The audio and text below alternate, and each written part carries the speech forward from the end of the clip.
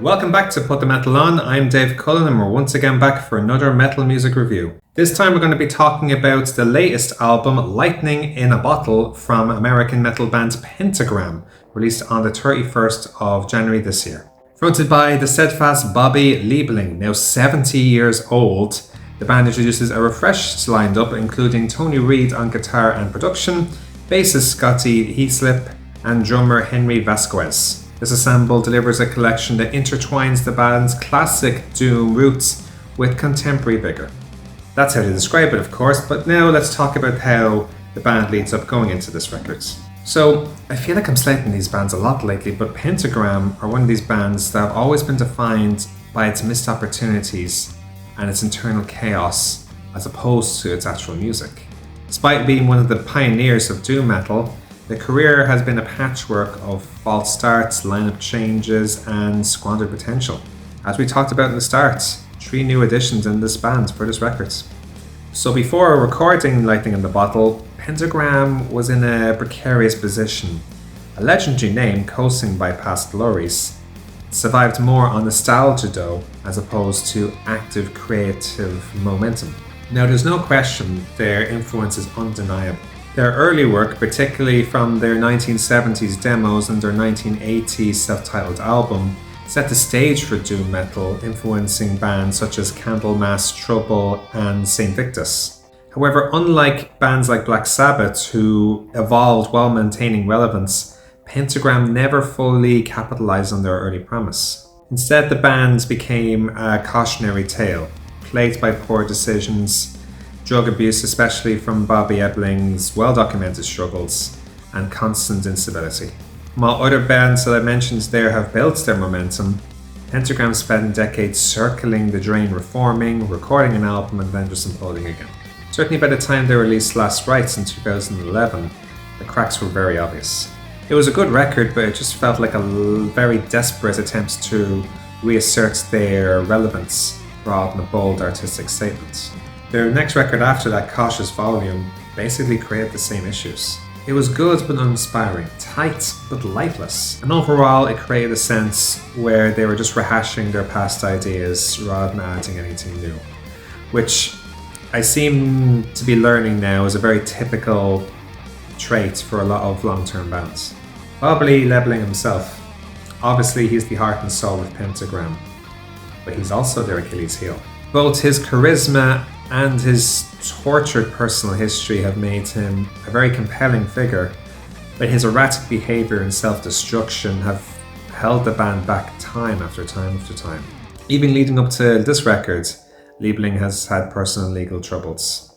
Unfortunately, this resulted in his temporary departure from the band, with live performances continuing without him. And even after he returned, his credibility really took a hit, to the point where the band seriously had to ask, can Pentagram still function as a serious band, or is it just a nostalgia act limping forward?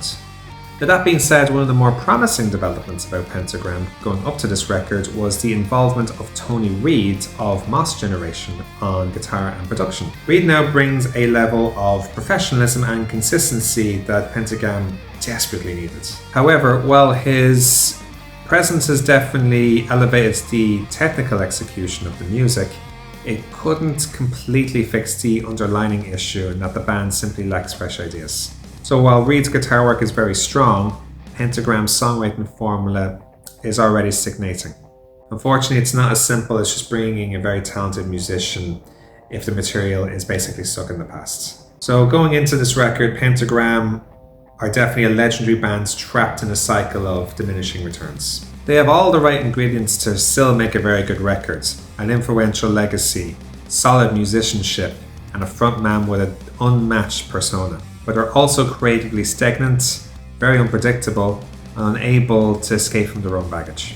It's gotten to the point now where Pentagram are not just fighting to stay relevant, they're fighting to stay intact. Therefore, Lightning in the Bottle is a bit of a pressure in the sense that they need to prove that they can still produce something meaningful. Will they succeed? Well, that depends. Do you want another solid but safe Pentagram record, or something that really pushes the band forward? Let's find out. We'll start as always with the overall composition and cohesion. The album definitely does a decent job of maintaining momentum, some tracks feel like they exist in isolation rather than contributing to the greater whole. There's a very uneven balance between doom metal stuff and hard rock leaning material, which for me comes across as very jarring. It trends on a very fine line between varied and disjointed as a result. Now there's some tracks that bring some much needed energy, like Alive Again and Thundercrest infuse some upbeat, rock driven energy. Then again, there's other songs that just drag without much payoff. So while the variety is there, it's not always well utilized. There isn't really any major interludes or instrumental breaks to disrupt the flow, but there is some song endings that feel like they're just over just like that. It's as if the band weren't really sure how to finish a song. At least at 45 minutes, the record doesn't overstay its welcome. But there's also some songs that seem to go on almost unnecessarily.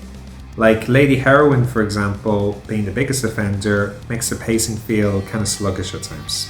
Let's move on now to songwriting and arrangement. There's some good solid riffs there. You can definitely sense Tony Reid has definitely put his stamp there in, but at the same time, there's not really any tracks that stick with you. As I said, Thundercrest and Live Again have very strong hooks, and Solve the Puzzle offers a very infectious chorus, but I'm afraid a lot of the album feels like replaced ideas coming from the past from Pentagram. The songwriting overall is good, but as feared, it's uninspiring.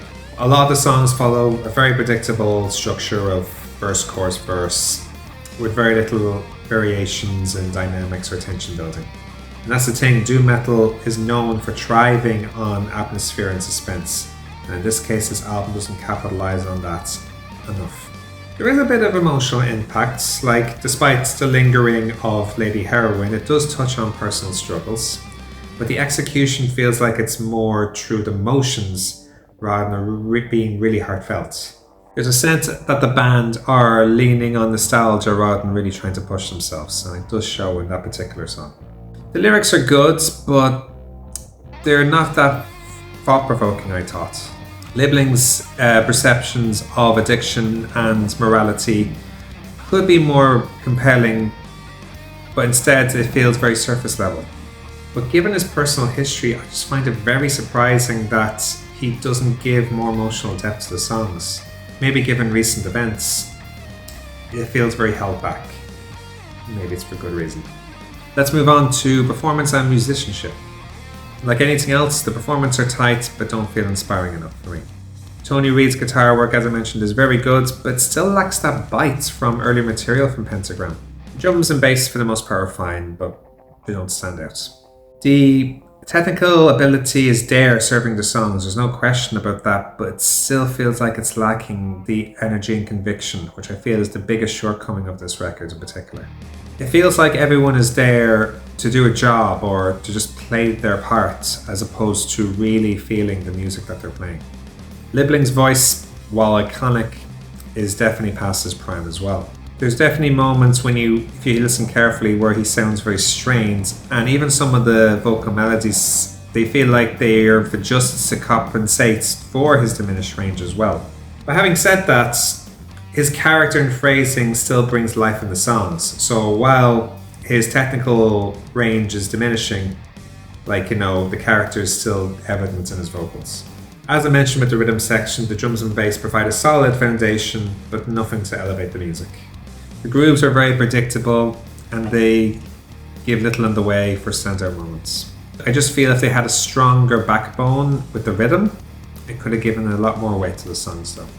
Let's talk about the production and sound quality. The mix is very clear, but it still sounds too polished, at least for a Pentagram record it does. I would have liked to hear more of a raw, organic sound that would have definitely given the doom metal sounds justice, but it feels very fragile here.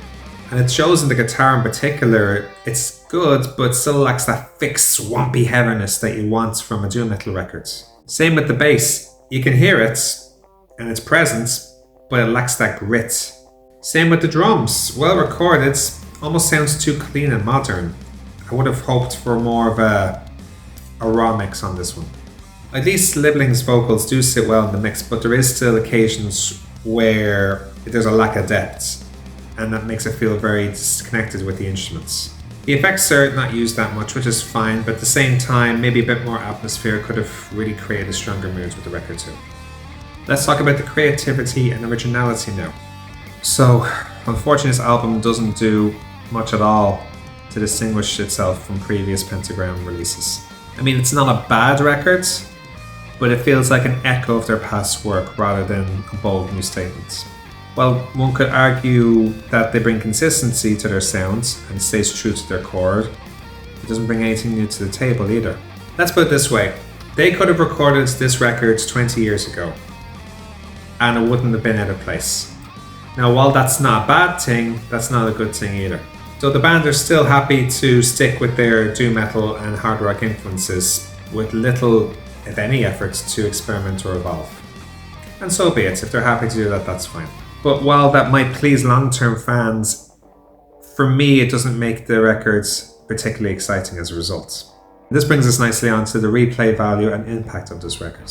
It's definitely an enjoyable record, and I do recommend it for a first listen, but I don't feel it has a lasting impact.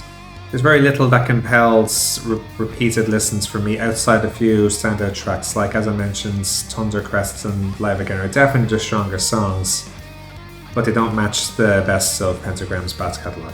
So while it doesn't define their legacy, you could look at this as more of a for the fans release, as opposed to a game changer in the doom metal scene. And listen, if that was their intention, they definitely succeeded. So overall, to conclude, Lightning in the Bottle is definitely a respectable effort, but again, it plays too safe. They're doing what they do best, but not necessarily doing what they do best, if that makes any sense. There's definitely enjoyable moments, but it definitely feels like they're a band running on creative autopilot. And as I said, if you're a Pentagram fan, this is definitely a decent addition, but for those who are hoping for anything fresh and powerful, you'll be disappointed. And that's another album metal review. Thank you once again for watching. If you liked today's video, please give it a like. If you're new to the channel, please give it a subscribe for more metal videos. And what do you think of the release yourself? What are your comments? Do you agree with me? Do you disagree? What do you think? Please leave comments below. We'll be back very soon with another metal music review. Hope to see you then. Until then, I've been Dave Cullen. This has been Put the Metal On. Stay safe and enjoy the metal.